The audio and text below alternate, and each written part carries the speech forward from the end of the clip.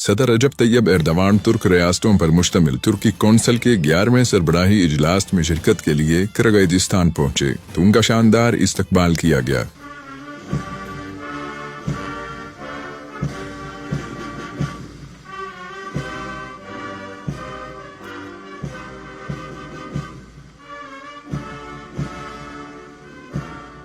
صدر ایردوان کی گاڑی کو گھڑ سوار مسلح گارڈز کے ہمراہ صدارتی محل پہنچایا گیا، جہاں کرغیزستان کے صدر نے مہمان صدر کا خیر مقدم کیا۔ کرغیز جمہوریہ کی مسلح افواج کے دستے نے صدر ایردوان کو سلام بھی پیش کی۔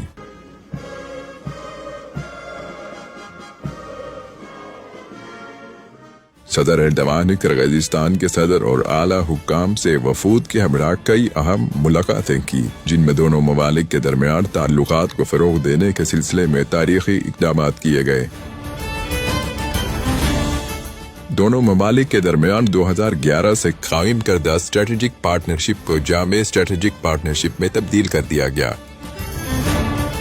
صدر ایردوان نے کرغیزستان کے صدر جباروف کو ترکیہ کی تیار کردہ جدید الیکٹرک کار ٹوگ تحفے میں دی۔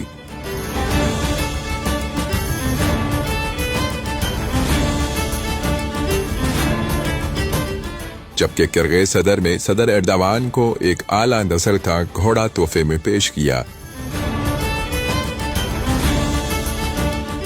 دونوں ممالک کے درمیان سلامتی، توانائی، تعلیم، صحت اور ثقافت جیسے اہم شعبوں میں 19 معاہدے طے پائے۔ صدر ایردوان نے بشکیک میں موجود کرغیز ترکیہ دوستی اسپتال کا افتتاح کیا۔ Allah yar yardımcımız olsun. Ya Allah. Bismillah.